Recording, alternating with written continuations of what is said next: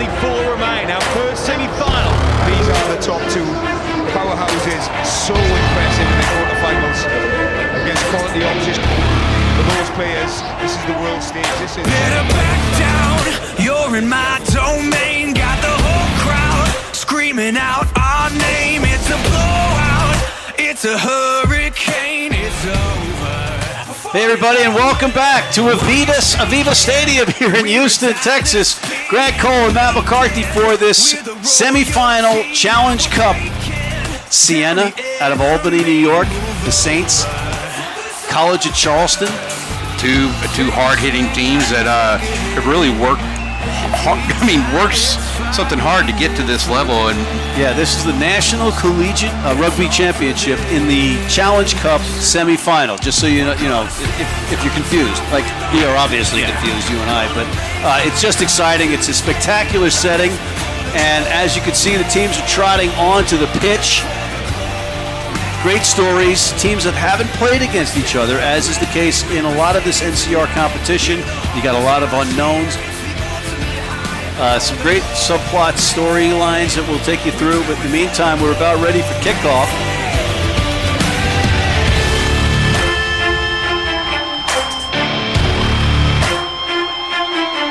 Yeah, we've waited for our time to come, calculated everything we've done, we've upgraded. Now you can't outrun a champion. Now you're facing what? Can you hear them? Yeah, it's all for us, you believe them. Yeah, it's serious, hear the siren. We're victorious, I'm telling you. Can I get a hell yeah? Take a swing, I can take a hit. If we die, it's fine, we live for this. It's all for this. We could probably just talk about these stories, but let's get to the rugby. well, and it'll be interesting to see on this kick. The wind's coming from the top right of your screen down to the bottom left at a pretty good clip. Right now, it looks to be out there at about 15 mile an hour, and you're also seeing some gusts, still seeing gusts up to 20 and 30 miles an hour out here. So the breeze is coming in. You see the ball, it blows the ball almost all the way back. Yeah, we were down on the pitch before the match, and it hasn't let up. But right now, other than the wind, we have bright sunshine, a beautiful facility. The grass is just amazing. We talked about it earlier. You said spongy, and spongy in a good way. Yeah, well, training field 1 there, which is what what you're seeing right now, is indeed a training field, but it is of a high quality, still the same quality grass as we have on the stadium, but the soil's a little different. The soil in the stadium's built to take about 10 inches of rain and still be played on.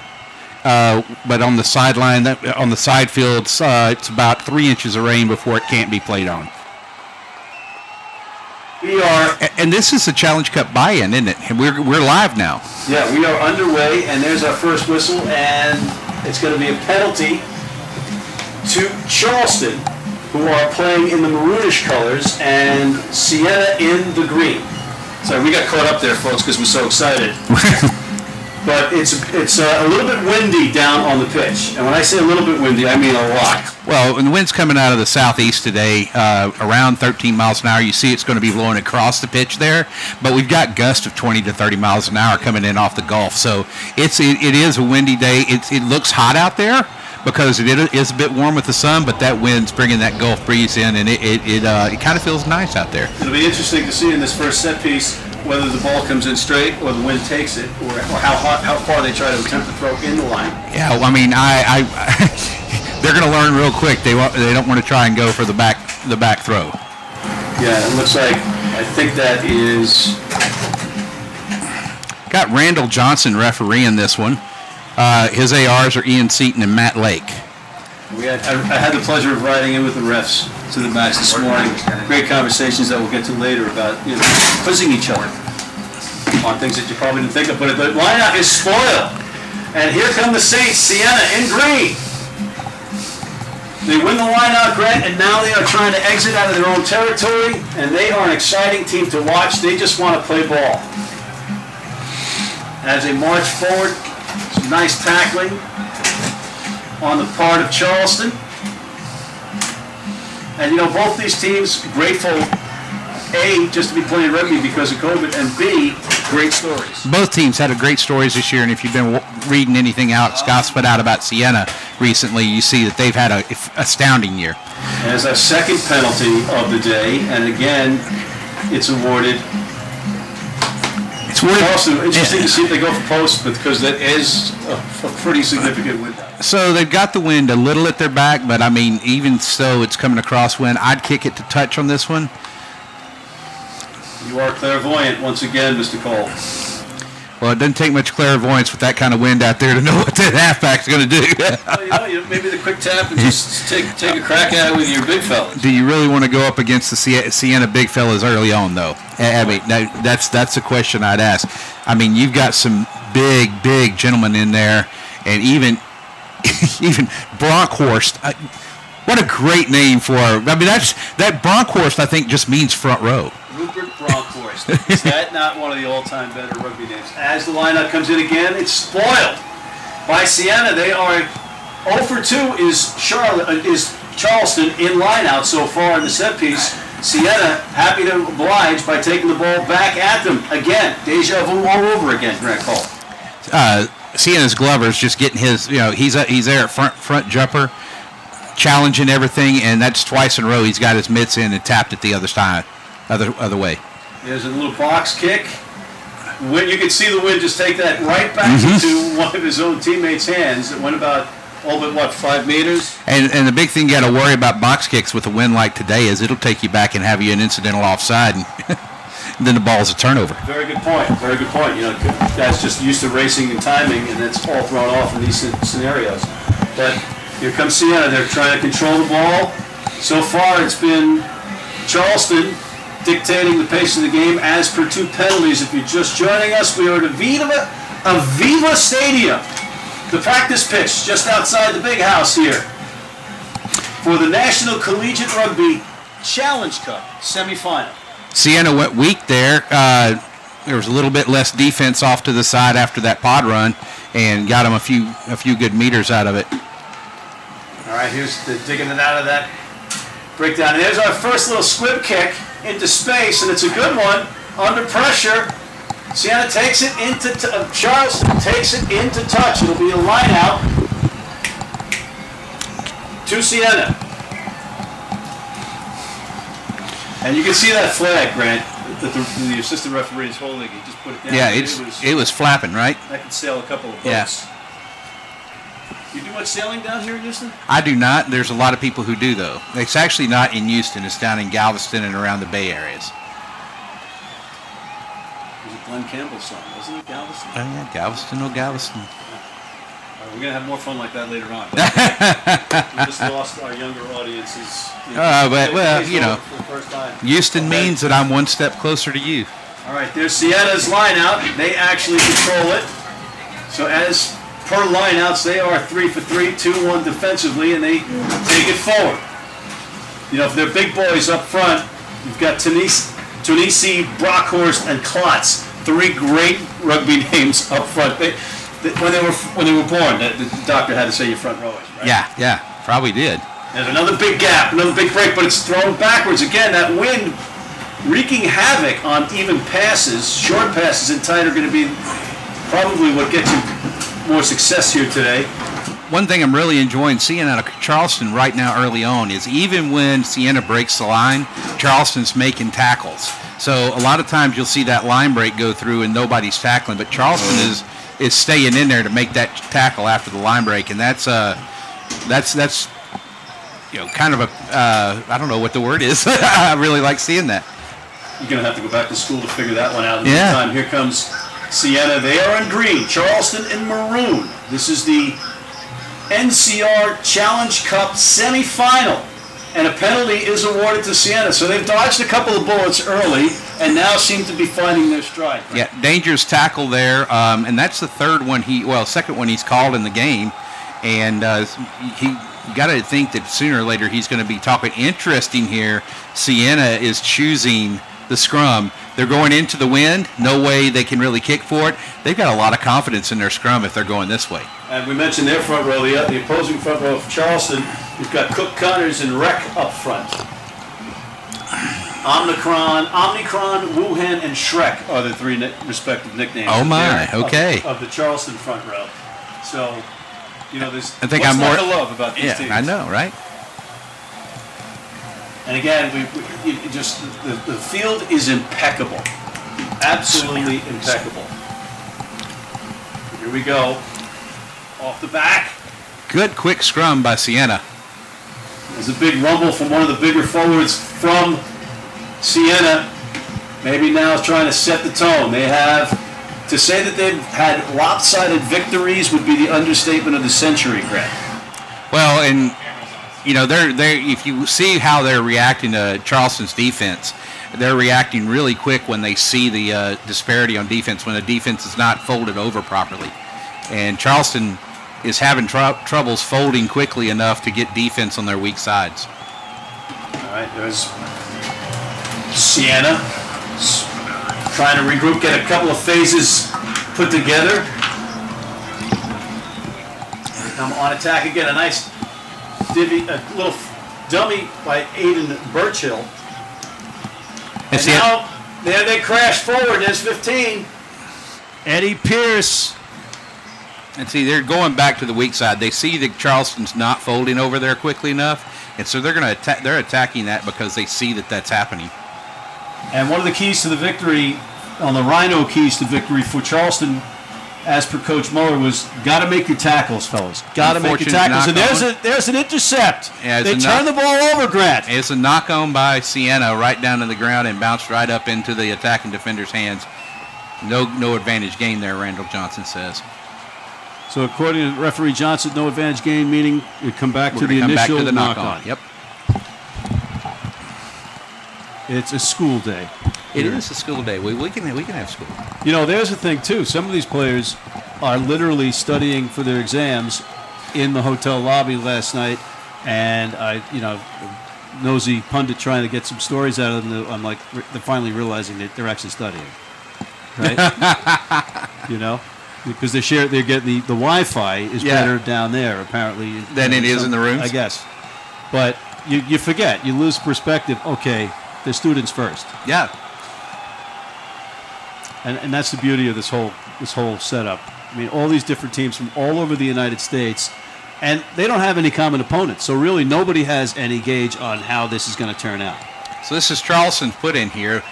Siena was interesting with a really quick feed and punched back to the 8 down the one channel and got that ball out quickly. Look at that. And looks like Siena was dominant, but they're going to get a free kick call because of the early push. So they got in there just a bit early, and the ball wasn't in before they started pushing there. And Grant, for the folks at home that might not be indoctrinated yet to the game of rugby and its finest points, explain the difference between a free kick and a penalty kick. Well, so a free kick, if you once you tap it, you've got to do something with it. You can't kick it straight to touch. If you do kick it straight to touch, then you're going to end up giving a line out to the other team. But here's a huge run from Charleston down the sideline or the touch line, and now they are on attack, just like that. Momentum shift. A little bit of miscommunication there from the halfback to the forwards, but they turned it back around. But they're maintaining possession. That's another key to the victory, of course, from Coach Muller. You got to keep the ball out of the very powerful Saints of Siena's hands. And although that wasn't the sharpest of passes, likely because of the wind, they do retain possession. But driven back on a nice counter ruck from Siena, and they pilch it. They turn it back. Here comes the green wave. And here's a kick, a little squib into space. I think referee Johnson hasn't whistled this up yet. We're going to come all back. So what do we got there, Grant? Well, I mean, it's a good little punch through by Siena, but I think there was a knock-on right before the kick, and I believe Mr. Johnson's coming back to that situation, going to give the put into Charleston. I could be wrong, but I think that's what's happening. I think you're right.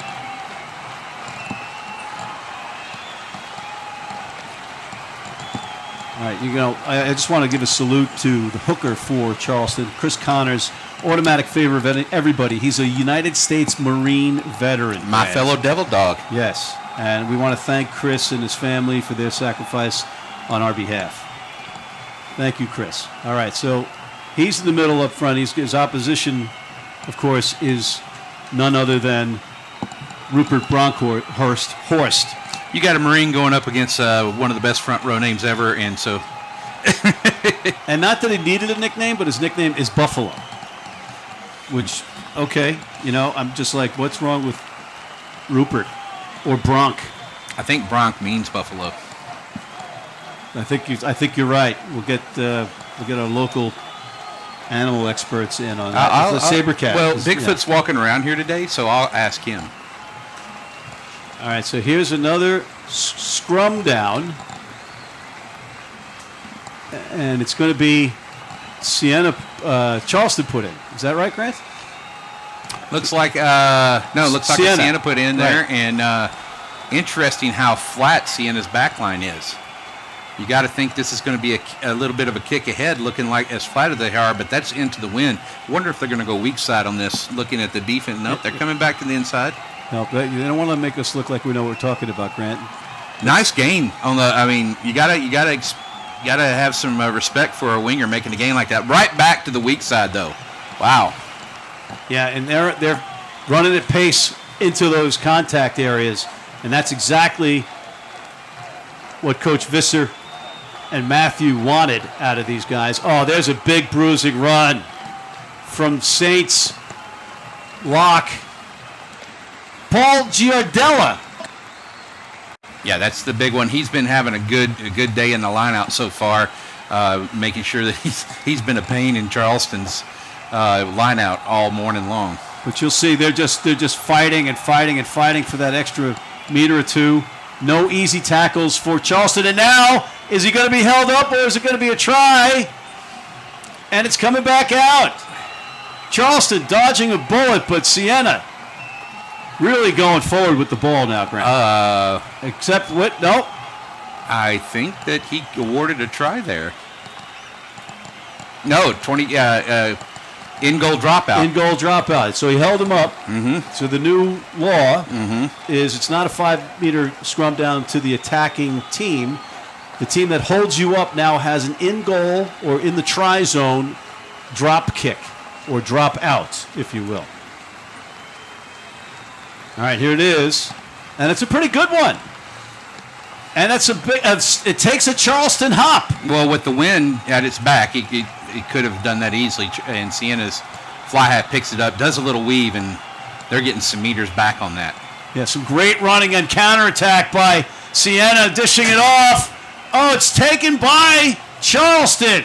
Turned over. Little tip of the fingers by Charleston when he tried to make that over-the-head pass, and it's back in Charleston's hand, but they are in the red zone right now. They got to get out of there quickly. And it's going to be a penalty to Charleston. In from the side, says Mr. Johnson, and oh no, not rolling away. Sorry, not rolling away. I think that was the call. Yeah. So either way, it is Charleston ball, and they dodge another bullet. Both teams dodging bullets so far, or getting away with some stuff, and we still don't have a score, which has Siena fans at home a little bit nervous. A little bit nervous, yeah. They're usually up by 40 points. But 20 minutes into the game, right? Yeah. Again, if you're just joining us, we're in Houston, Texas, at Aveva Stadium, the home of the Major League Rugby Houston SaberCats. Grant, I know that you are Mr. SaberCat, but again, the facility is great. Rhino Rugby's here with us. We got Next Level Rugby producing. It's all coming together. You know what I mean? Yeah. I asked Steve Cohen this morning, what if this was what his dream looked like, and he said, no, not at all. This exceeds every dream he had when he started NSCRO. Yeah.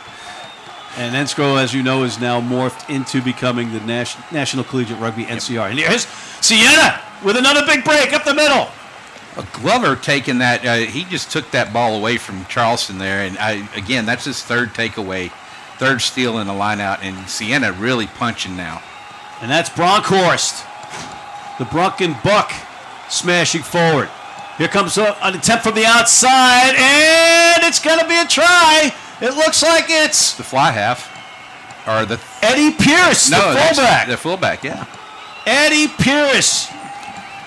And that goes, I mean, that just, Pierce has been getting the ball on the outside all day so far, and also had a couple of runs inside where he's dodged around. So that's exactly what you expect from Pierce. He's got that little weave and that dodge going on, and he's getting in. And, I mean, he could have dotted down out there at the edge. He used all 15 meters deep of that end goal and got it to the middle. And it looks like he's going to try to convert his own try, Grant. He took off the scrum cap, and I would bet on him. He's from Cornwall, England. And anytime you got a guy that's a funny talker from England that plays in the back line, he usually can kick. Let's see what happens here.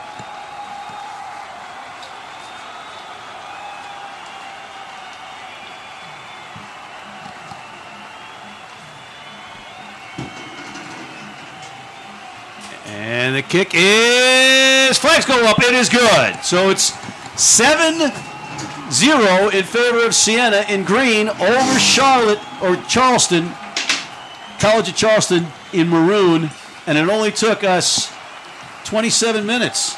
And one of the things we've seen is Siena's just been consistently attacking Charleston. Charleston hasn't had a whole lot of possession. They got down into the red zone one time, and then it got kicked back the other direction. Their lineouts, they've had 3 lineouts down inside the red zone. All 3 of them they've lost, and they need to get that. That's one of the part of their game that they've got to reconnect with. Siena's just owning that lineout, whether it's theirs or Charleston's. But I got to tell you, I said, and we're 27 or plus minutes to get this first try. Siena, if you Google them and look up their stats, they have been winning by 85 points a match. Yeah. On average or something crazy like that. But here's the restart from Charleston, taken by Siena. Another one of those big fellas rambling forward for Siena. They can ground and pound, and that sets up their outside stuff. Let's see if Charleston can counter, play some tough defense, and not let this thing get run away. But see, right there, they're punching in at just those little half gaps, challenging Charleston everywhere and making meters out of it. Yeah, that was Freddie DeCoker, the scrum half, feeding it back. But it's going to be a penalty not releasing to Siena. So now Charleston getting pinged. And Siena here, they're inside Charleston's territory, so they can easily kick for touch, get a good line out going, and that's great attacking position for them. And there's the kick from Pierce, the try scorer. Didn't get the distance that he wanted, but you can look at that wind that he kicked directly into. Oh, yeah, it pushed it right back. I think it's got to start making you rethink your strategy at some point. And it looks like Siena has already thought that through and figured that out today. So they're only kicking when they need to, when they need to get into attacking position. All right, here's Bronkhorst with the throw in. He speaks Afrikaans when he's hungry, he says. Speaks Afrikaans when he's hungry. Yes. Well, that's a psychology major. Maybe that goes something into it. And there's Siena, though. Glover with a great take off the top, brings it down, and look at that maul. It's pretty, it's going, and Bronkhorst has got some meters out of it. The Buffalo, Bronkhorst. He and Glover have been impactful so far, and no whistle just yet. They're looking for their second try, and it's a try! Siena! Just like that, Grant Cole. And just a lot of pick and go from those guys, and I think that's Glover that picked it up, the guy who got it off the top. And that was just beautiful work by Siena, taking that ball off the top of the lineout, bringing it down, having a settled maul, waiting until one of the defenders rolled back around inside for Bronkhorst to break off and get 5 meters. And then from then it was momentum and pick and go momentum all the way into the end goal. All right, I think this is going to be a change of kickers for the conversion. This looks like it's going to be Isaac Frost and not Pierce, the fullback. And what position is Frost at? He's number 10. He's the fly half, a.k.a. Frosty. Frosty. I don't think anybody's going to be frosty today. It's going to be 80-something degrees. He's punching that ball straight into the wind there. Ball's already come off the tee, so he's going to have somebody come over and hold that for him.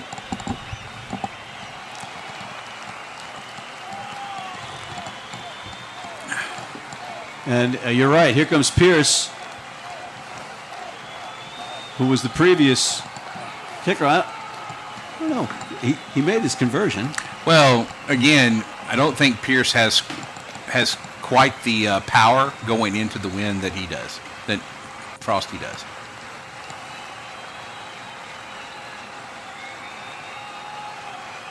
He let go of it early. Did you see that? Yeah. He chickened out. I was just thinking in my head, I'd probably chicken out too. He chickened out. He let it go early. Well, you have to practice that stuff. I mean, you have to. It's not something you can do right. You have to practice it. So that conversion is no good. And we're going to come back for a restart by Charleston. You think that maybe Pierce was a little bit ticked off that he wasn't? No, I think they have a plan there. I think Pierce. Be letting go of the ball. Oh, he no. did the Lucy to Charlie Brown. You know, one of the things. Oh, no, I don't think he did that. All right. At any rate, let's hope that doesn't come back to haunt the Saints of Siena because of that misconversion. Again, it's a crapshoot with the wind. Kick it for posts here, but here's the restart, and it's another good one. But again, taken by Siena, and nobody touching him until he rambles for about 7 meters. You got to get down there. The kick is only as good as the chase, Grant. One of the things I'm loving about Bronkhorst here is every time he gets in contact, he keeps pumping his legs, and he's driving another 4 to 8 meters out of every carry. Absolutely, absolutely. Here's Siena. Maybe looking to pad that lead. Well, some good defense coming up, line speed by Charleston. Charleston has adjusted to that weak side attack by Siena, and Siena has just figured out that maybe they need to go the other way. But here's another rumble into the open, into the hands of Josh Vogel. He's got support. Another key component when you're rambling in the middle of the field with these college kids. It's amazing, but they are composed like a veteran team, like a good men's club. You know, you forget that they're in college. They're making good decisions. You know, you're starting to see that in these teams. Look at that kick ahead. Little chip, picks it up. Oh, it's beautiful stuff. Senin, the flanker, takes it. There's number 4. Great. That's Kapitanakis out of Xavier High School. Wow. That was amazing from Siena. It almost looked like they had stalled, and then he picks it up. I beg your pardon, Grant. That was Kapitanakis out of Xavier High School who got that try. I got to get that one right because I got to go back and be in Xavier territory. In one of the, isn't that one of Sheehy's guys? Yes. You know, no. He's a Xavier guy. Oh, Xavier. Yeah, not a Gonzaga guy. Okay. That's Paul Sheehy, co-owner of Old Glory. He's a Gonzaga guy. This is Xavier. No, those guys are like, I mean, arch rivals. Yeah. That's like worse than Texas and Texas A&M. It's right up there. And it's great because it's high school rugby that we're talking about here, exactly. Right? And here's that combination again. Let's see if Pierce lets go of the ball early again. Let's hope they had a little bit of talk. You're supposed to get your finger off there right before. If you're really good at it, you're sitting there watching the plant leg, and right as the plant leg comes off, you pull your finger. You got to hold it the whole time, Grant. Come on. This time, and the wind. Look at the wind. Oh boy, you really have to kick on the short side of the right post if you're kicking from that angle.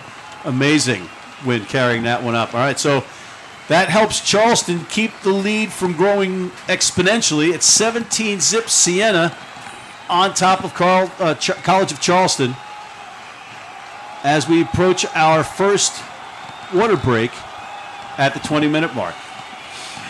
So what have you seen so far that you like, Grant? So far, it's taken Charleston a little bit of time, but they have adjusted their defense to that weak side attack of Siena's. And Siena has already seen that defense is adjusted, and then they came right back wide again. So, I mean, that was good stuff from Siena to immediately adjust to Charleston's adjustment. And that's stuff you see out of long-term teams that have been together, not a college D2 team, or I don't even know what level this is to call this, but because it's a lot higher than what I've expected it to be. Well, it's your Challenge Cup, and So far, Siena has lived up to the challenge. In terms of opponents, Charleston has, held back this vaunted offense of Siena's Saints so far, and they are now counterattack. And it's going to be a knock-on initial playing the advantage and go back to the original knock-on spot. So we didn't have a break. Just another time that I'm going to be wrong about things here today, so bear with us, folks. But now it's a pivotal time here for Collegiate Charleston to try to get back into this. They've got the set piece. They're in Siena's end. What do you think? Are they going to try to chip it into space? Or are they going to try to run it? Well, you don't want to chip in the space right now with this wind. The wind's so strong out there, it'll take a chip kick away from you. As you saw with that little chip through that Siena did earlier, it went for a certain amount, and then when it got up in the air, when it did that third bounce and got up, it went sideways from the wind. And mind you, right now, Siena is playing into the wind as they turn the ball over. They took that against the head, and here comes DeCoker. In alone, the scrum half. Frederick DeCoker, who calls himself a simple guy with a simple play, but a great try. One of the great things there that we saw is Siena took that one against the head, and as immediately as Klatz took it against the head, he turned the scrum just about 30 degrees and then held it. And you don't see that out of a college tight head very much. I mean, that's a hard thing to do if you're a 30-year-old tight head prop who's been playing professional rugby for 5 or 6 years. But for a college prop to do that, that's pretty impressive. He pushed it forward, held it, let the ball get back, and then there was all kinds of space for his scrum half to get through. And DeCoker there, wow, that was an amazing run. Just gave himself 35 meters to haul and go home. But you're right, the hard work from those boys up front in Klotz and Bronkhorst and Tanisi allow the backs to start opening things up a little bit. And here's that combination of Pierce holding and Frost kicking on the conversion. And this time he should get an extra special award for even making the simple ones, as we have a 24-0 lead. Folks, Rhino Rugby is the official equipment and ball of National Collegiate Rugby, from hit shields and tackle bags to rugby balls and custom team wear. Rhino has it all. Unmatched worldwide, Rhino products will ensure your training and gameplay will elevate to the next level. Visit rhinorugby.com today for all your rugby needs, and thank you, Rhino, for your support of this great tournament. A little gamesmanship when Charleston coming back to the line slow, trying to slow this match down a little bit, get the momentum away from Siena. Interesting there, making sure they get their heads back in the game, but at the same time taking a little bit of the slack out of. And the last thing that Charleston really wants is Siena to have the ball again. Yeah, that's the nature of the beast in rugby. You score, you get it back. With the idea you'd be at a disadvantage in your own end, but that is not happening. Yeah, all their other restarts went to the left side of the field. That one, they kick it to the right. They've got a better chance of getting the ball back on that side. Didn't get up under it fast enough, but still, they're not kicking it down deep into Siena's territory where Siena's going to get it. Little Charleston take right there. And there's doing the Charleston, trying to get to the try line with a little bit of support, and it's turned over, but is it? Might have been salvaged there. Johnson says it's clear. There was a knock-on by somebody. Knock-on by Siena, It looks like, and it's going to be an opportunity for Charleston to get back into this match with about 14 minutes left in our first half unofficially. And again, it's 24-zip, but this is the tightest that it's been in a half for Siena this year. Now, this is one of the best attacking opportunities Charleston has had in this game. Where they're going to definitely get the ball. Let's see if they adjust from that last take against the head and see how they do here. All right, here we go. This is a big moment for Charleston, and I think we're going to do it again. Yeah, that went sideways. It looked like somebody was trying to drive back against Klotz. from the Charleston side, like they had a heavy push, and Siena was going to attempt that 1-2 30-degree turn again and take it against the head. All right, here's the put in by Charleston. And nothing doing. Yeah, wow, that was something else. Charleston's scrum half went to tap on the arm of his hooker, and the ball bounced out of his hand, went to the other side of the scrum. So we'll have our third attempt at this. And that's aspiring anthropologist Aubrey Anthony putting the ball in. That's some amazing alliteration on your part. Thank you. That's why we get the big bucks, Grant. Alliteration. The audience seems to love this, but seriously, here we go. Aubrey taps, but now he struggles again. That's straight out the tunnel, says Johnson. We'll sort this one out again. I don't know how many times we can reset. Well, there's a big college fight. level. I mean, what we're looking at here is a huge battle up front between it's Klotz and Cook. And I tell you what, that's an amazing job those two are doing there. Well, Klotz goes by Small Father, and he's a power lifter as a hobby. And you got the other guy whose favorite player is Owen Franks, and his nickname is Omnicron because he's lethal. So that's your boy Cook up front against Klotz. And again, you can't have better front row names than these two teams. No, these teams got great front row names. The other teams in this competition need to be afraid of their front rows. All right, it's going to be, but this ball now is officially turned over to Siena.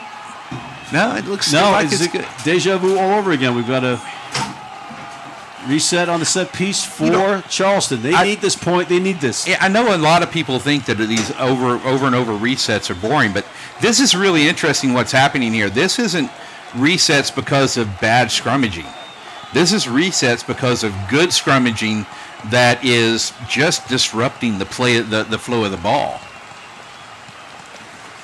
And it's, that big front row of Siena has to be. There it is. Look at that drive from Siena. Forward. I mean, and the ball's out the back. Charleston gets it out. Amazing. And that's batted backwards, but another whistle.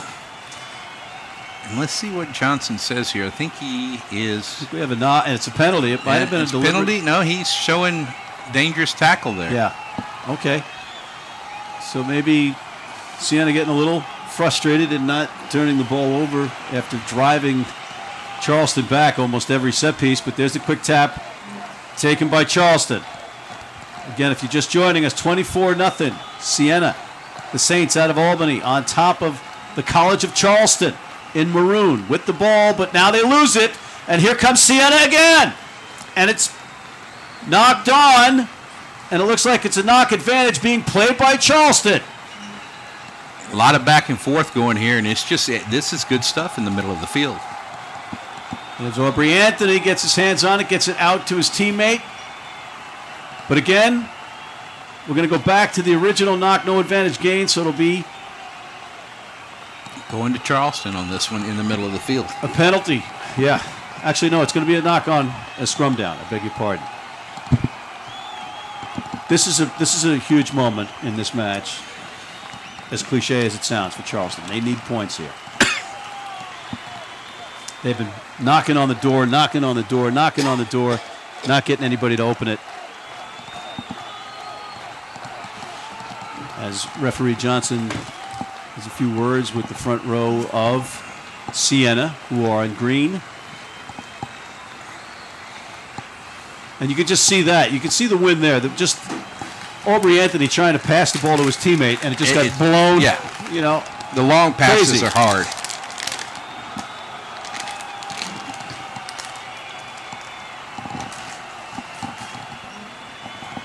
There's a nice shot of the offensive and defensive alignment from our next level production crew.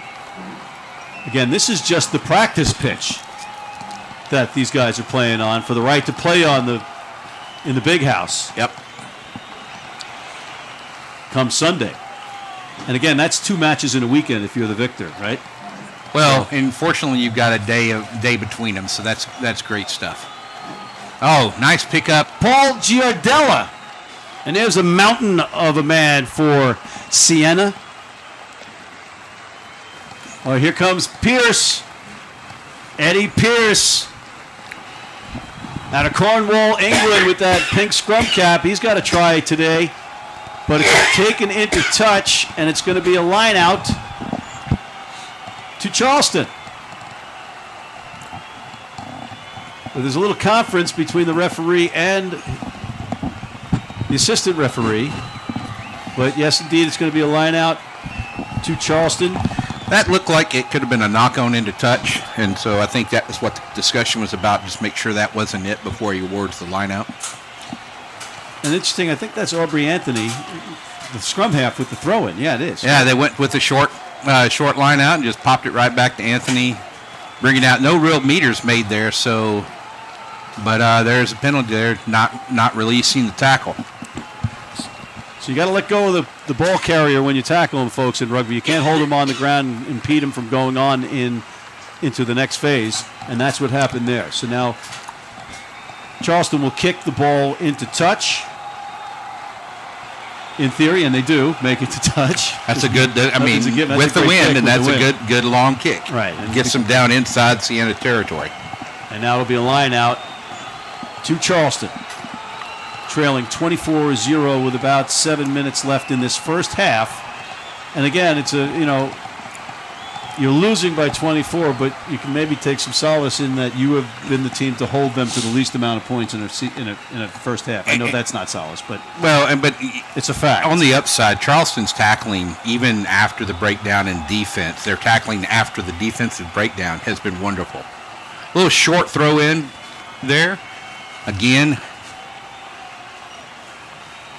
But they'll take it because they've got possession, and that's the key to this match.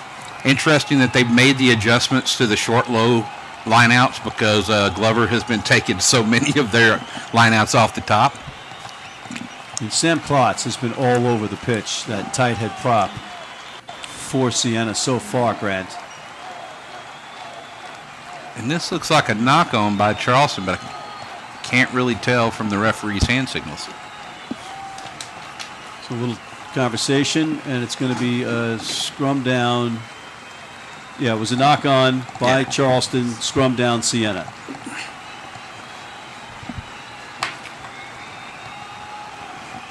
And the conversation sets the mark, as Bob's your uncle.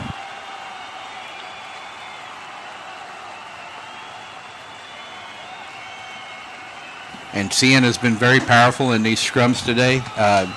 Charleston trying to adjust, and sometimes they get it, and then that last scrum, they maintained possession, but they didn't get the adjustment down. Siena was all over them. Siena with the quick ball down the one channel again. Pierce does well to hold on to that pass. It was not easy in this wind, but he takes it, gives it to his teammate. But no, it's taken off him in the tackle, in contact by Charleston, who now counterattacks. And that's brilliant stuff by Charleston there. Just pick it up. Their continuity, their persistence in attack in the defense when they get in contact about going for the ball or making the ball come out of Siena's hands. That's the thing I think that's kept them in the game. That was Buck Chevalier or Chevalier, depending on where you are. Hey, that's a wonderful name, yeah. Chevalier. The number 10 getting into it there, and there you have what looks to be the end of the first half. Well, that was quicker than I expected it. Oh, no, hold on. Let's see what we got going on here. Apologize for the confusion. But I think that is the end of the first half. End of the first half. Okay, so what do you think so far, Grant? If you're Charleston, you're down 24-0.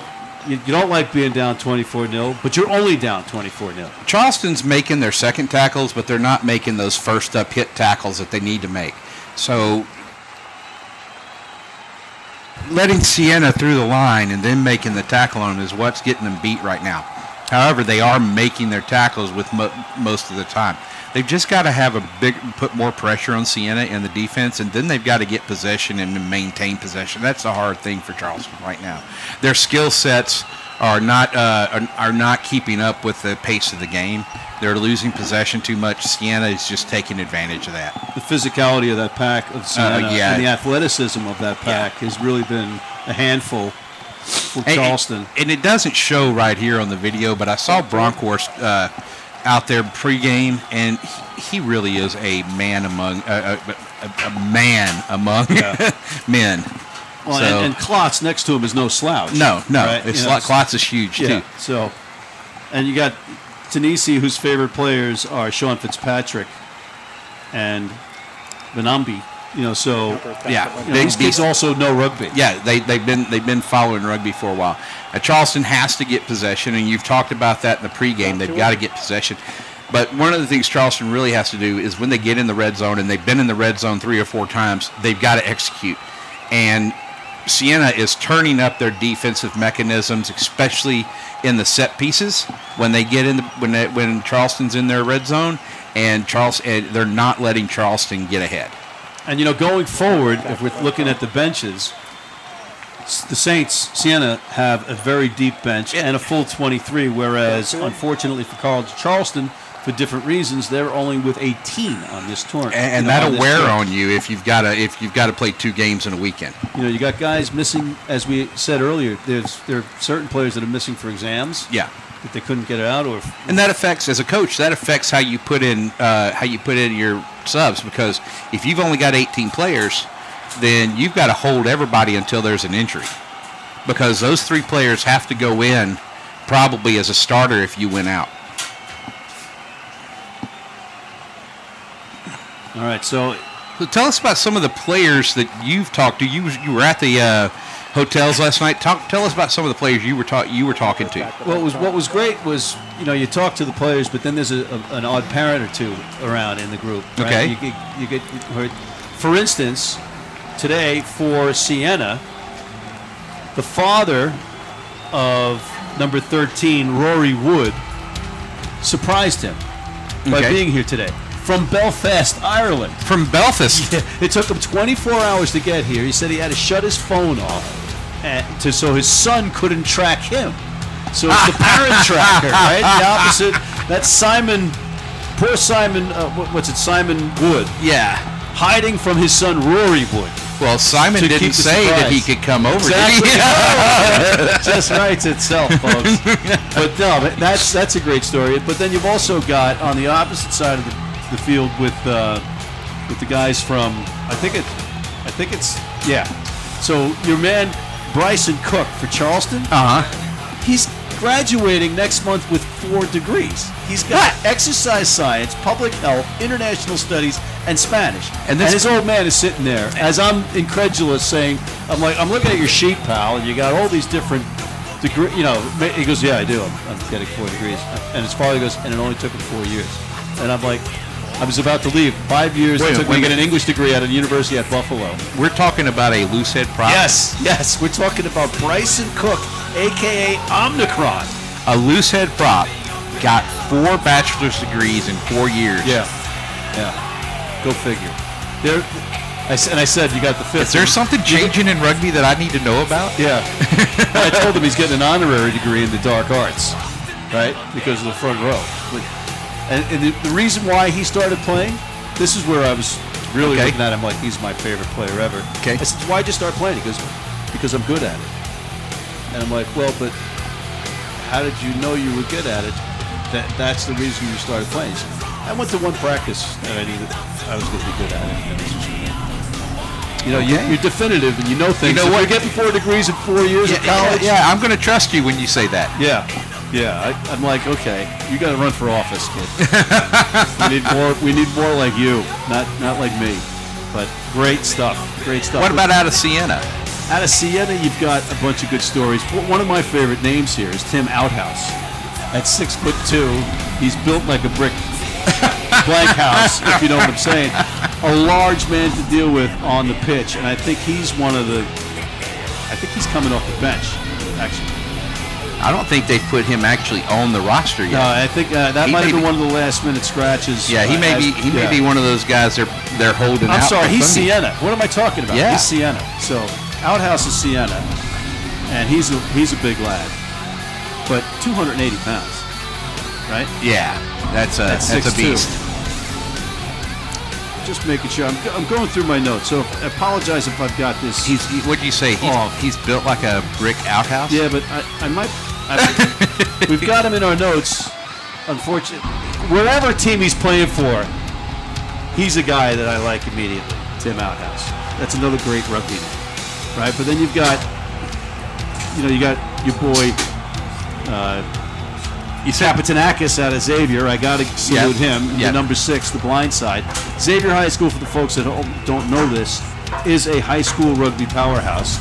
And for a long time, they were one of the only rugby powerhouses in high school. But now with the growth of the game in the United States, there are a ton of very good high school programs that are establishing pathways to college rugby, Major League Rugby, the Eagles for Team USA. We've got that here in Houston with Katy and West Houston. You see a lot of teams coming out of that setup. Now we're back to the game. Restart's about to happen as Mr. Johnson walks to the middle of the field and the teams are ready. This is Siena kicking with the win this time, and they were into the win last time, so we didn't really get to see a lot of their kicking game. This field is a little spongy, so it's not going to let the ball bounce and roll as much as it might on the stadium field. So and it's real grass. For grass. Everybody that doesn't understand this, I was literally laying on it and doing snow angels because why not? I was just it's amazing this grass. How soft it is. Yeah, when he says spongy, that's not a negative. No, it's natural grass at its best. Yeah. Yeah.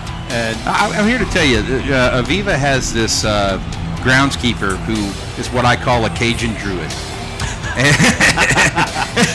and Bobby is a piece of work, man. You'll see him out there after a game, the day after a game, and there are divots in the field, and he's out there with a little bucket of sand and some fertilizer, and he's replacing the divots and talking to the grass as he's putting it back in place. And that may sound nutty, but look at the field and tell me if that's nutty. Yeah. I'll take Cajun Druids for 200, Alex. So that's the whole thing about this tournament too. That's just the practice pitch. Yeah. And everybody, as I said, and I keep saying it, would be perfectly content on playing on just that pitch. But then, if things keep going the way they are for Siena, they're going to be playing on the big field, which is just a spectacular setting. One of the things you don't realize is how much use all these pitches get during the year, even in the off season. Our president here, he is famous for keeping this place in business. And, we've had international soccer matches here, junior college playoff games here, football, soccer, lacrosse championships here. So what, the grass holds up, though. What's the secret to this grass holding up? Secret is the operations manager and the groundskeeper being communicative, and the groundskeeper telling him when I need a little rest. And then one weekend we'll have an event here on the field, and the next weekend while the field's getting a rest, we have an event in the parking lot. Like last weekend we had vegan vibes in the parking lot. It was a big. You're talking my language. It's a big vegan fest, and then they have a rave afterwards at the end of it. All right, well, we're going to have to put the vegan rave on pause for now, but because we are restarting our second half, Siena in green and College of Charleston in maroon taking the restart, and they have a 24-0 hill to climb with the wind in their face. So and they're looking like they're going to keep the ball on the ground, and Siena is putting pressure on them and not letting them go anywhere. Yeah, they're lucky to retain possession on that one. Might have knocked it, and they did. They did knock it after a little bit of a rough presentation of the ball, and now it's going to be Siena ball. Not the way you want it to start, Grant Cole. Yeah, that was Anthony Aubrey, or Aubrey Anthony. What they call him, Dad, out there. Yeah, he's the scrum half. Yeah, he's the one that's the first father or something. Did they say that? Yeah, there's a bunch of different subplots and backstories that we don't have time to go into, but his favorite player, anyone not African. South African. Oh, goodness. Well, usually you hear that ABE, anybody but England. Yeah, right? ABE is like maybe he's English. Anybody not South African is his favorite rugby player, and he's anthropology and biology major, and he started playing because he had too much time on his hands. So Okay. he's got his hands full right now with a green handful as the Saints barge back into, but there's an untimely knock on, and it might have been turned over by Charleston, and it has been. Looked like a strip there. And Charleston trying to make some meters with it. They get a couple there. And now they're mirroring what Siena did in the first half with the wind in their face. But it's going to be a knock and a scrum down to Charleston. So it was a knock on by Siena, who had actually turned it over. Anthony's got to be careful with those 50-50 passes like that. I know he had advantage on making that throw, but if you make that throw with the wind like it is right now, that's going to be ugly down the road. You are correct, sir. And I just want to get some of these other players to mention. You've got Cyrus Winsberg, the beast from the Bayou. The beast from the Bayou. Richie I love McCaw that. is his favorite player, senior political science major, and he plays rugby to hurt others. I remember doing that. That's how I got my frustrations out. Okay, yeah. I Well, mean- it was like especially playing men's rugby. Everybody has a day job. Everybody goes to practice Right. at night.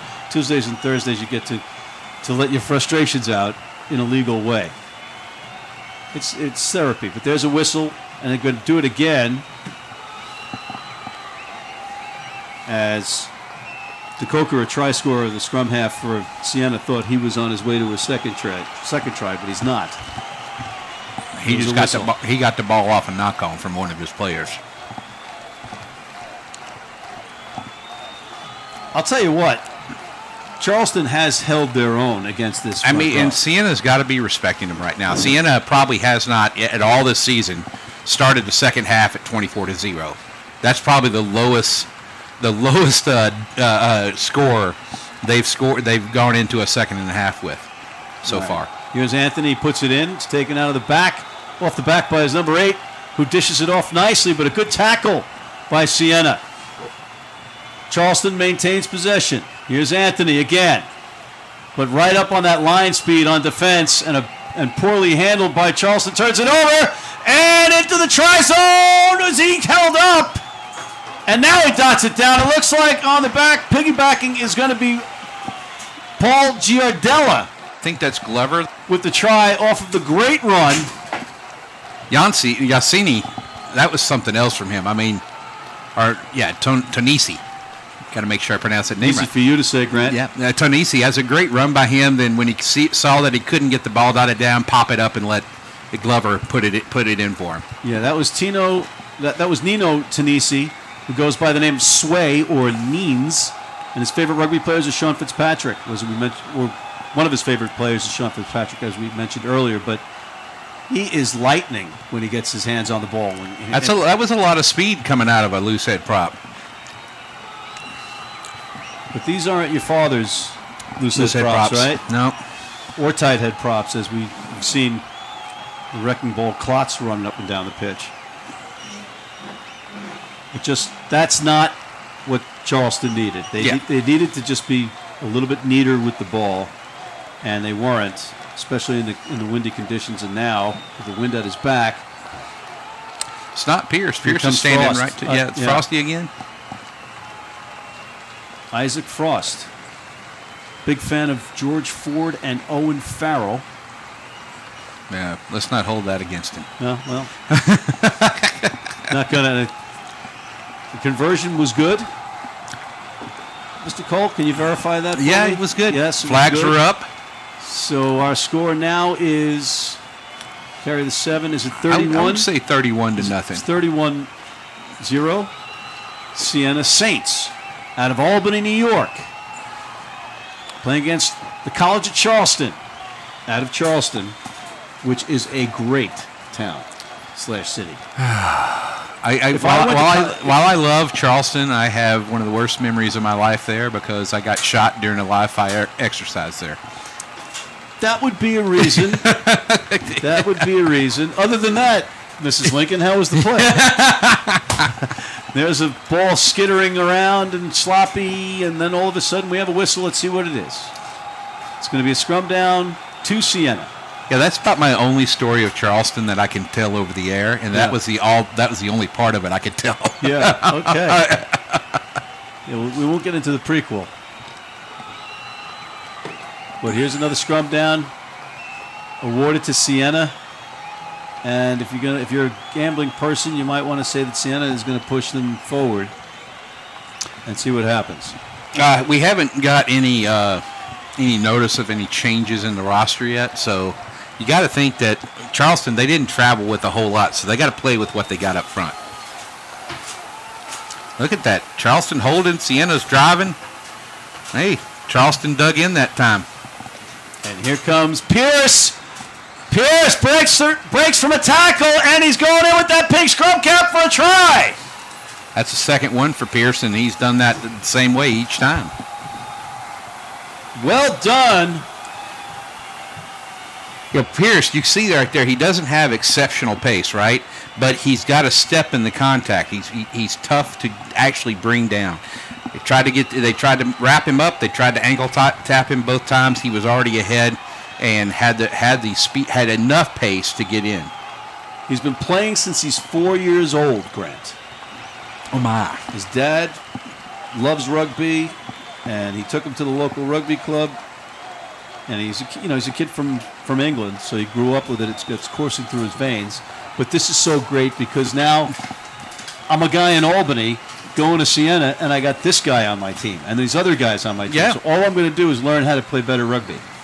Right? Well, one of the things I've talked to so many coaches of Catholic associated colleges is that there's so many scholarships, academic scholarships available in the Catholic associated collegiate system that we don't take advantage of. And if we get in there and we do our research, look for the players that are making the best grades and have had time in other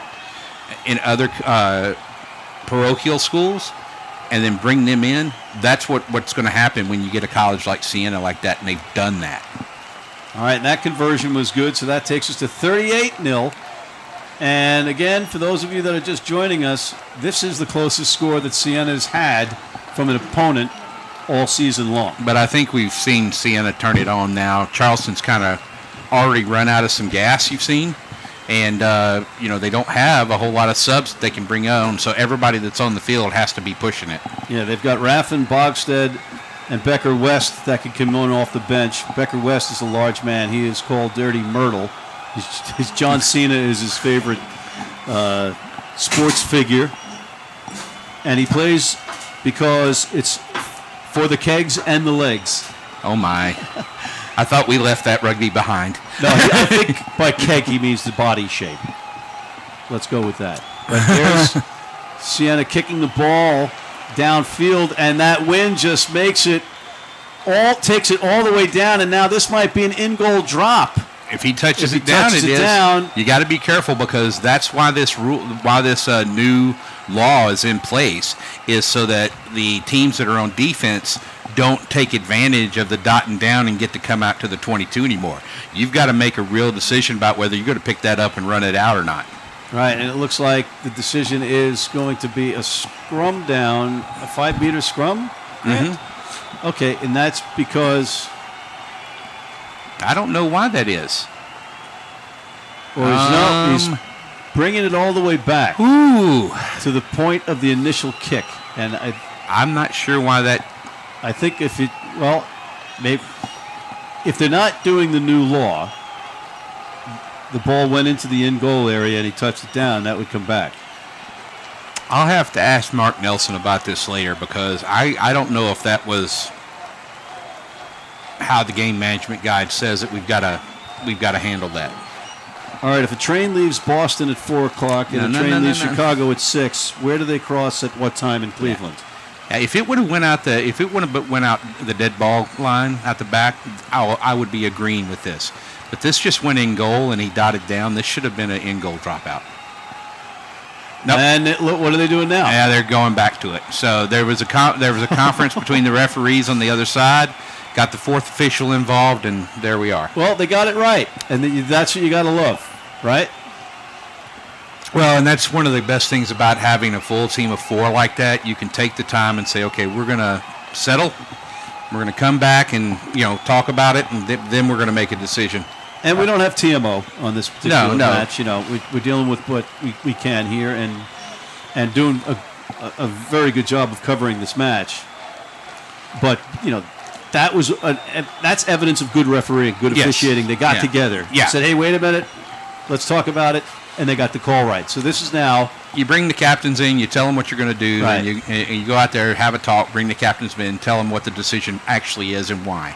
And well done by Charleston to actually get that drop goal, that drop kick up in the air and into the wind. But here's a good counter from Siena, looking for more. They're up 38-0. They are in the green on attack. Charleston in the maroon/red. Their attack kind of went astray there with the ball not going where it's supposed to go, but the pod reacted well, and now they're pushing out to the edge. Here's Bronkhorst bursting himself. The hooker gets it in. Wow. And at this rate, Siena can just start making substitutions and, take the game where they want to go with it. I just want to verify that was indeed Rupert Bronkhorst. Unless I can't find my bifocals, Grant. My So, bifocals won't allow me to see that far. apologies if it wasn't. But nonetheless, it's 43-zip. Siena on top in this NCR Challenge Cup semifinal. Looks like they will be playing on the big field on Sunday. It looks like it already. I mean, it's going to be hard for Charleston, as lowly manned as they are on this trip, to come back from this. And just in case we missed some of those substitutions, on the other side for Siena, you've got Alex Sortino, John Lynch, Dylan Brooks, Simon Santos, Carson Hines, John Schruer, and Jamie Noble. Yeah. As Pierce holds for Frost. And that conversion is good as well. So it's 45-0. Siena on top. Getting close of to the Charleston. half-century mark, and they are, as far as all the intel indicates, moving up in divisions next year because they've gotten so good so fast. well, then the struggle will be to stay in that upward momentum.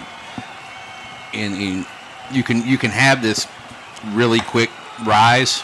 You've got to maintain that relationship with your university to maintain the support that they've had this year. And there's a lot of work that's got to be done. You can't just sit back on your laurels. And I don't expect Siena's club rugby administration to do that. I mean, they worked hard to get to this point, but there's still a lot of work to be done just to maintain that. Yeah, they've got guys from a whole bunch of different countries, right? And one of my favorite stories too about Siena is they've got a couple of guys that play rugby league in their 13. Mm-hmm. Rory Wood, whose dad came in from Belfast, but also is number 10, and that's Isaac Frost. That's tough to play. I mean, that's you're looking at big hits, strong upper bodies. That's a lot different than in your union play in the back line. So also your defenses are. You could see that as 13 comes up, they'll lead that V defense as he comes up. Yeah. And he's going to be out there to that outside pass quickly, which Charleston's only been able to do twice in the game. All right, here's our split backfield off the set piece, off the scrum, as it's tapped and put in by Siena. Well, that's good work by Anthony, getting that, keeping DeCoker from getting that ball out. Those two have had a busy day. One's side faring better than the other, of course, but you gotta say Anthony hadn't given up at all. no, none of these Charleston kids these young men have given up. They have been fighting. And Siena's just a strong, impressive team. They're deep. They're good at all the different skill positions. And again, that pack, we can't say enough about them. it's got to be a great experience. I keep going back to him. Captain Akis out of Xavier High School, he's playing with all these different guys in Albany, New York. That was, you could say, okay, he's from Xavier High School, he's going to school in Albany, and then you got all these other guys from different countries. You talk about education, I mean, the culture exposure that all of these guys are getting as well, off the pitch. At most universities, we call that the other education. The other education, I'll take that. But there's a whistle again. It's going to be a free kick to Charleston. Looked like an early drive. Oh, no, it's going to be a scrum down. I beg your pardon. I misread the hand signal there. Scrum down to Charleston off the knock. We're about 20-some minutes unofficially.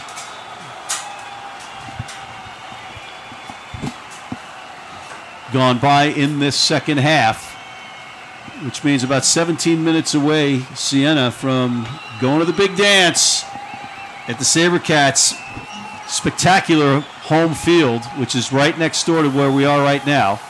There's a little bit of a hop pass, probably affected by the wind. Charleston trying to get it out, but that line speed and defense of Siena right in their faces, and they turn it over. That came off a Siena body, not a hand, and so that's why it's not a knock-on. Good recognition. Little chip through by Pierce there. Oh, Pierce fends off his potential defender.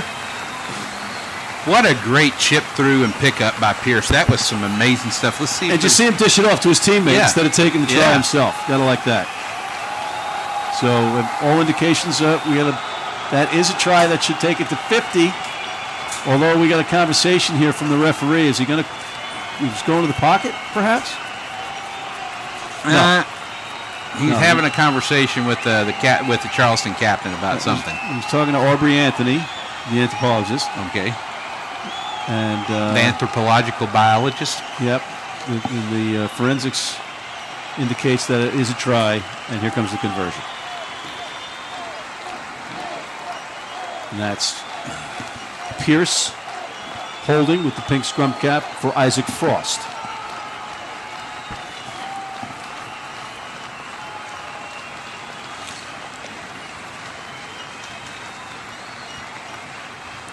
Frost has had his work cut out for him playing the wind like a golfer on Pebble Beach. Right? He's going to slice it or hook it on purpose. Bring the irons out, man. Look at that. Bent it. Oh, and he got it. Amazing. Wow. Isaac Frost, take a bow. Bends it like Beckham there.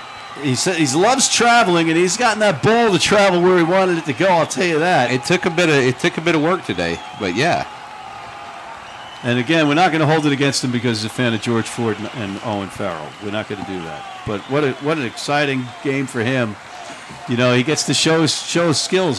Strut your stuff a little bit. They're just not gimmies on these conversions. So that's pretty cool. Pardon me if I don't talk well of Owen Farrell. My wife won't allow it. It's kind of like talking good about Tom Brady. All he needs is a trench coat, a roll of duct tape, and a Chevy van. When he's lining up to do the kicks, he looks like he's crazy. Yeah, it looks like, right? And a Chevy van with no windows at that. Well, I don't want to say Chevy, just a van. Nothing wrong with Chevy. I love Chevy. And here comes Siena again off the restart. Quick hands on the outside there. That was really good stuff. If there would have been one more guy following the replacement winger there, that would have been something else. That was Carson Hines, number 21, coming in and getting thrown to the ground, but he'll take that. Yeah. Right? And he also got number 18 in. It was a dangerous tackle. That's John what Lynch. Called. Yeah, he kind of got thrown. He gets a pat from his teammate. A couple of Charleston guys limping around right now, and that's not going to bode well for them. Racing down, you can tell Carson Hines, he's got some gas to give because he's off. Yeah, he's coming off the bench. He's ready. He's ready to rock and roll. He wants to put his notch on this game. And there's still 20 minutes left in this match. Yeah, plenty of time for that. Unofficially. I was wrong the last time. So, but also you've got number... So that kick did not go to touch. It went touch and goal. So what are we doing here? We're coming back. A scrum at the point of kick. It did not go into touch. It went out the dead ball line. Okay, so it comes all the way back. Yeah. We'll try to bring up the speed on the other changes. It looks like Becker West is in the front row. Is that going in at tight head? Is that 16, Grant? I think 16's in it at hook. He's at hooker? Yeah. I think that means Bronkhorst has got a term. So as we found out, Bronkhorst doesn't really mean anything. In Dutch, it means fountain meadow, but it's named that because of a town in the Netherlands called Bronkhorst.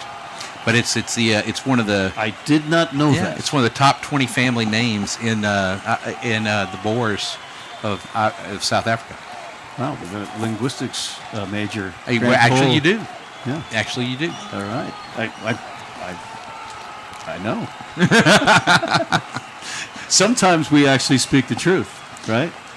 But you just saw John Lynch, who came off the bench, number 18, go rolling by your screen in green, right? Goes by Lynchy. He's a big family man and a teddy bear. He loves to laugh and spread positivity. Favorite player is Francois Pinard. Yes. Who Matt Damon played in Invictus, for those of you that might remember the movie. And there goes Lynch, as though he heard us, taking the ball and getting it out.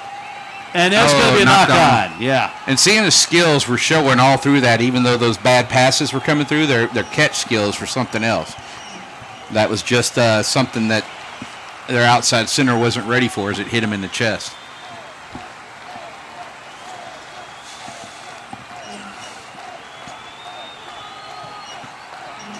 Just for College Charleston, I just wanted to point out Simon Reck. He's the Samoan bulldozer, and Samoan bulldozer. And to play, why did he play rugby? Why? To get more sunlight. How about that? There you go. Okay. Gotta love it. And he's a big fella. And then you got Max Easter, of course, called Rage. He started playing football, so he played American football because he liked to yell at people. He played rugby so he could yell some more. That's AKA Rage. Okay. And he's got that great 70s mustache going on. But there's a free kick now to Charleston. I just want to get some of these players some mention after their fine season. But there's a big run by Charleston looking for some points. But taking it to touch, the flag goes up. He's not happy with himself for taking it in there. But there was nobody really in support of him. His support players were more coming up to get to the breakdown than to actually take the offload. Yeah, that's the difference between the two sides today. You see the green jerseys all in support. Yeah. Right? Great support lines. But this is going to be a line out now to Siena. Got about 15, 16 minutes left in this match. This Challenge Cup semifinal. NCR, National Collegiate Rugby Championship Weekend for the men.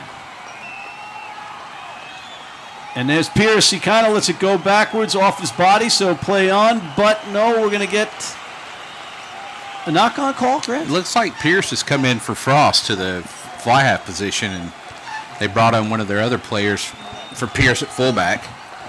I think there was a knock-on, came off Pierce's hand there and fell forward. That's what Johnson's saying. But that was a pretty much of a desperation pass from the maul back to Pierce.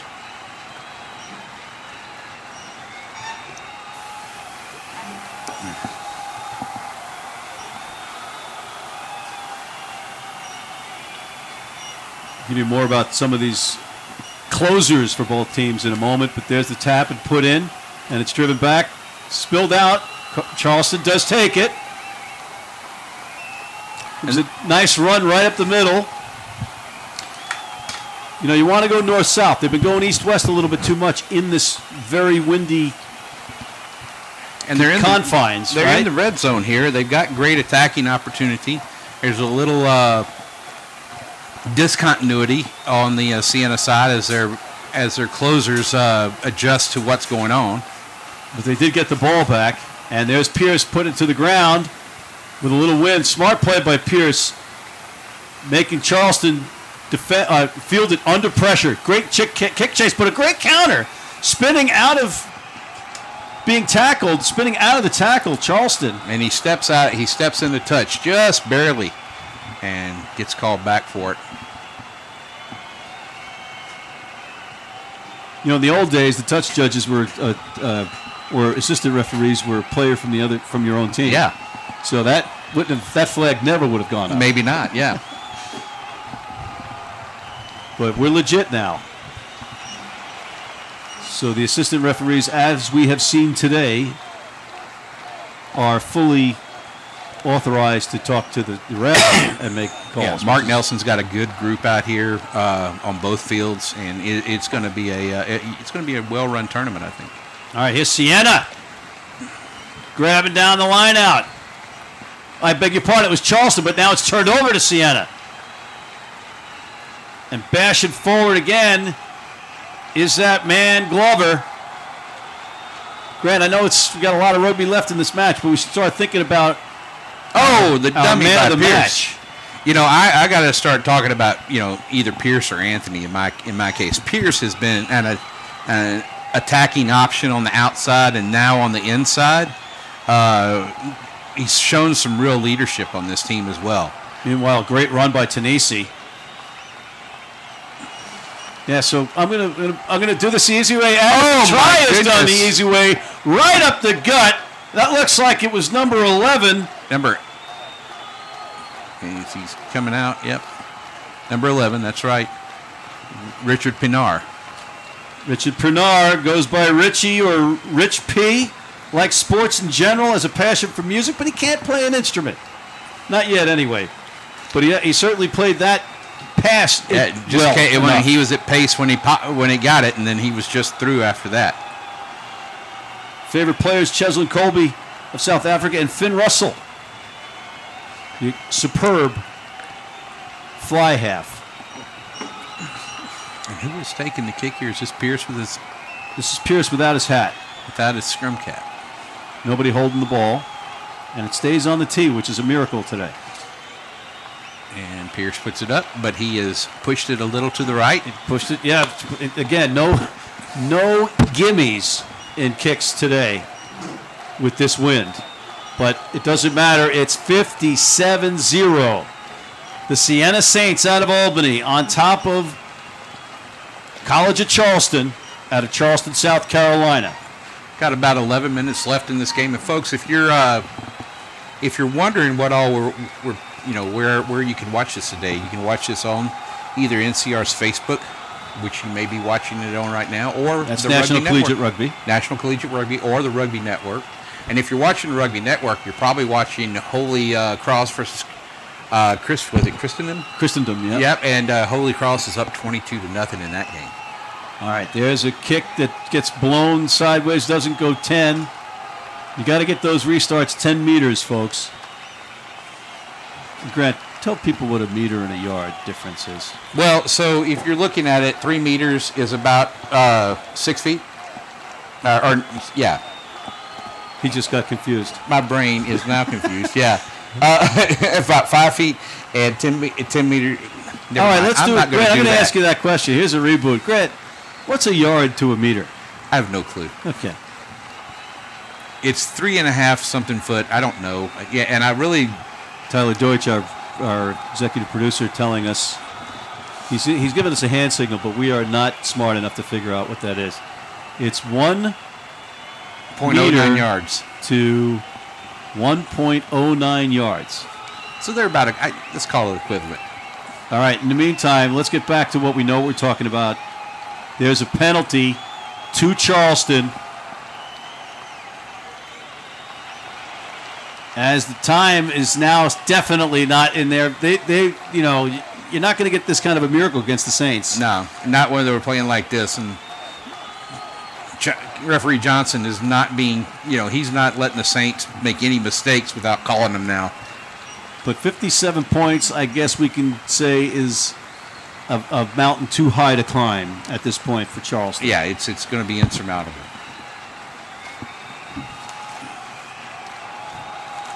All right, so Grant, I'm gonna put the pressure on you. I want you to pick 3 guys that could be potential man of the match, and I'd say early on it's Glover and Bronkhorst. Glover, being just superb in the line out and really setting the tone early on as to what Siena wants to do in the game. Bronkhorst comes on a little later and really pushes. But if you were looking for consistency throughout the match, we're looking at Pierce, who's been an attacking option all day long for Siena, and then here in the second half steps into fly half, and now he's a playmaker option, and that shows some. And he's doing well at both positions, and that shows some flexibility on Pierce's part. And he's also scored plenty. So I say, yeah, Pierce is probably my pick. All right. I'm a front rower, and I'm picking a fullback fly half. Okay, so that speaks volumes, and I'm likely to go the other way though. So, yeah, I figure as much. Don't get me wrong. I love what Bronkhorst has done this game, but I think Pierce has really push the knob a little bit. And you got Klotz and Glover. I mean, there's just so many different choices here. That's the problem with this Saints team. Meanwhile, there's a conversation.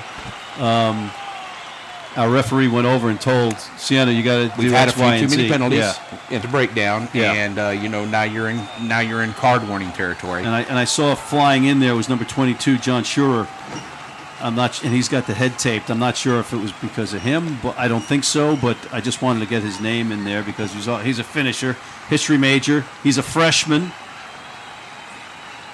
and his favorite player is Devin Toner, the 6'10", second row from Ireland. Yeah, I got a Devin Toner story. While Ireland was over to play New Zealand in that great match at Soldier Field in Chicago, he actually went to a Bulls practice, and he was like dunking the basketball, raining down threes, and they were looking at him like, geez, and he's got scrapes all over his head, and the Bulls players are like, wow, this guy's a freak, and he can still do all this, and he chose rugby, but driven back by Siena was a charging Bryson Cook. And now we're getting a little sloppy here, ladies and gentlemen. Referee's got the whistle out. Looks like there was an offside. Got another knock on, it looks like. There's a lot going on there. I think that the knock on was the easiest way out. There'll be another set piece, scrum down, this time to Siena. Things have kind of stalled in that little area there on the pitch. But 57-0, Siena on top of Collegiate Charleston. And, Albany is a beautiful town just as it is. I gotta stop. It's Albany. Albany. Come on, man. Hey, I'm from the South, man. What do I know? Buffalo guy. Come on. What do I know? You know a heck of a lot. I don't know half as much as I'd like to know. Well, we're in the college environment, so we're all learning here today. And these guys are learning that the Siena guys are learning that they're going to play in the spectacular jewel of rugby on the American landscape that is Aveva Stadium here in Houston. Watching them come in, watching Siena come in today and get ready, warming up, you could see they were very focused on what the goal was. Everybody's focused on, as a team, we're going to get to this position. And while maybe this isn't the highest scoring game they produced this year, this is something that they've expected of themselves. All right, Grant, now I want you to do it one more time. Give me two choices as man of the match. Two choices, Bronkhorst or Pierce. And all right, so I got to go with you because you did say that you're picking a back.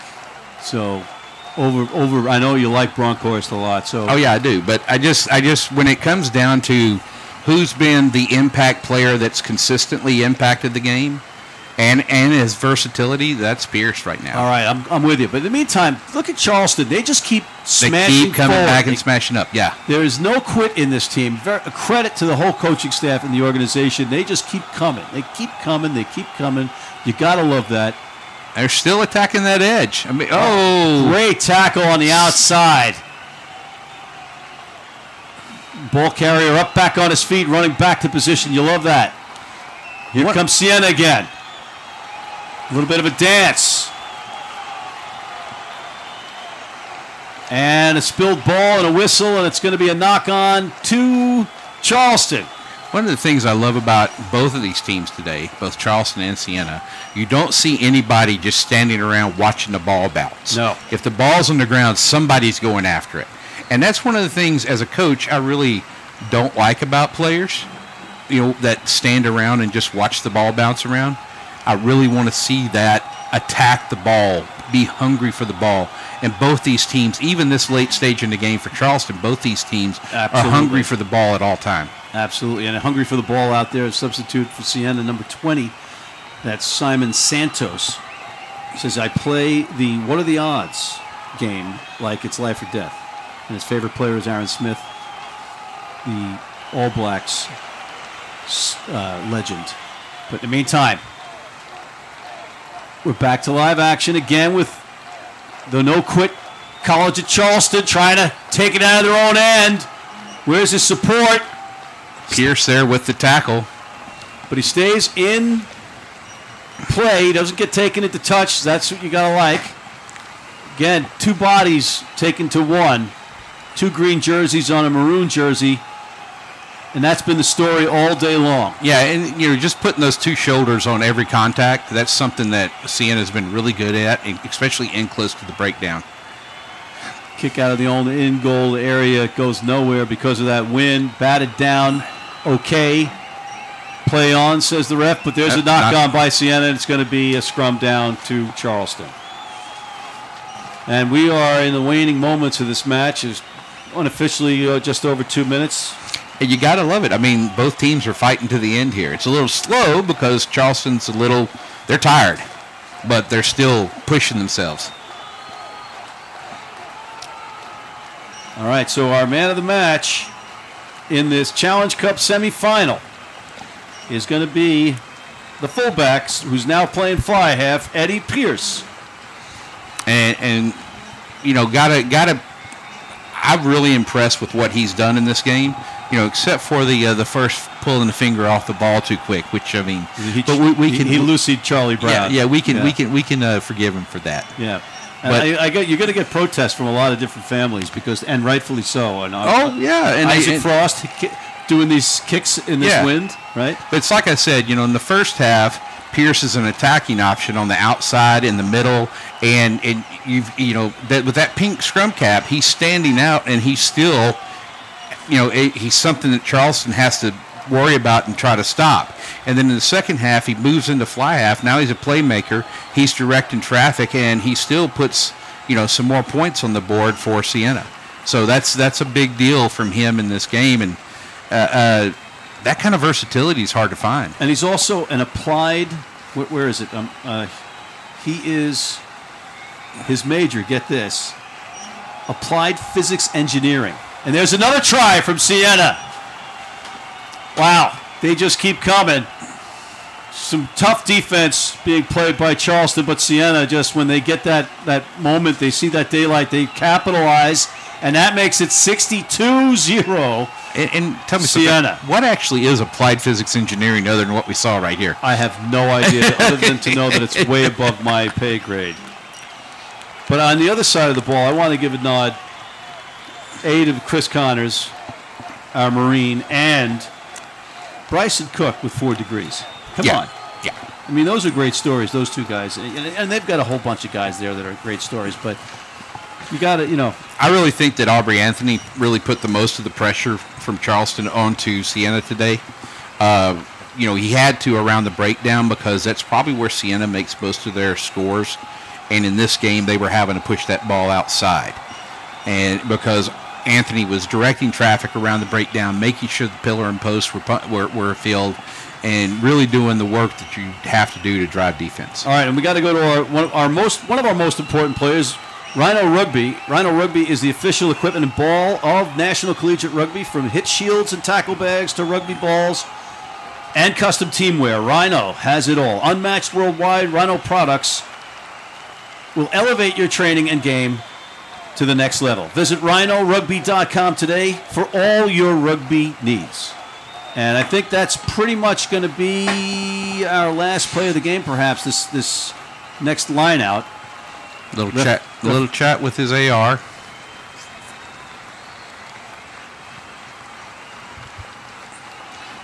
Yeah, I think there's 2 more minutes left. A couple more minutes. I'm just, Grant, while I was doing our Rhino read, I missed the conversion. I did too. Okay. I don't know how I missed it.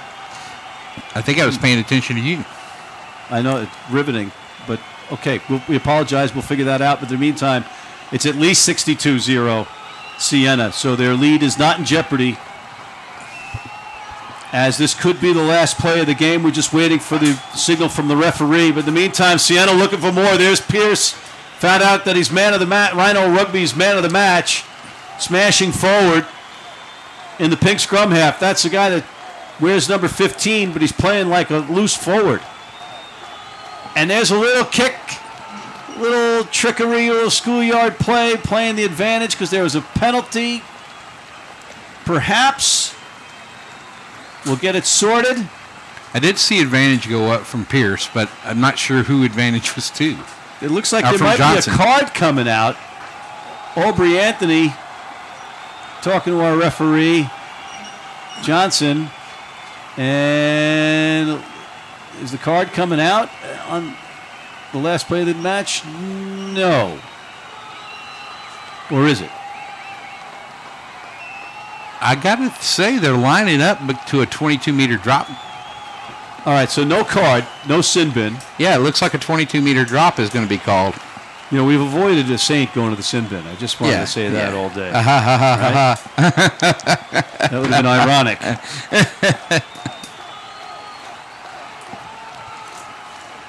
All right, here we go. That is going to be a 22-meter drop. And a fluttering kick. It looked like it hung up there like a wet bag in that wind. And here's Pierce piercing the defense. And Charleston turns it over. Again, no quit in the Maroon team from Charleston, South Carolina. Gotta love it. Yeah, I mean, this late in the game, I mean, what's there to play for? And they're still trying to get a try down. A little chip doesn't go anywhere. And I don't know about that choice there. You know, yeah. You're not going to make up 62 or 64 points with a kick there out of your own end into the wind. But there's a ball that's probably knocked on. As a penalty advantage was Penalty on. advantage, yeah. Oh, so there was the kick, likely, right? Going. That's, you know, he was playing with house money because it was a free play. Oh, and there's a card being shown. And we do have a card. Do we have a Saint? Yeah. Going to the sin bin. You have a Saint going to Miracle the sin bin. of miracles. Yeah, the commentator's curse hits. Now, was it a yellow or a red? It was yellow. Okay, it was yellow. so it won't impact that player in the next match on Sunday. That would be the key. But taking it to touch. And again, we aren't sure if that And that was should the be last it play. right That there. is it, I think, right? Yeah, I think that yellow was a technical yellow. It was just, multiple penalties going on. All right, but Grant, we do know one thing. That is indeed the final whistle. Siena on top of the College of Charleston, 62-0. That is indeed correct. We have it verified from our Next Level production staff. And that was just great rugby by Siena, always putting pressure on Charleston. Charleston hungry for the ball, doing everything they can to keep going. But Siena's drive, their pressure on defense, their attacking options on offense, they stuck together when they had a breakthrough, a breakaway, and just made sure that they kept the ball moving. That was something that Charleston couldn't do when they had breakaways. They always got isolated, and so when you do play Siena, you have to either make your tackles and prevent and make sure you're tying the ball up when you do so. Yeah, they've got guys that can score from any position and make plays at any position, which is great to watch.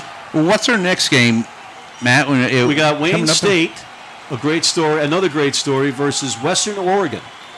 Oof. So I've seen Wayne State play before. That's tough rugby right there. Yeah, so they should be a great match either way. If Western Oregon can get by Wayne State and then play Sunday against this Siena side on the home of the SaberCats field, which is right here at this facility at Aveva Stadium. All right, but Grant, we got to get to that next match, so we're gonna wrap it up here again.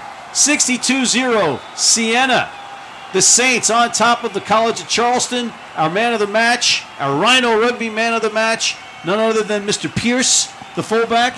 On behalf of Grant Cole, I'm Matt McCarthy. Thank you for tuning in. We'll see you on the next match just after this.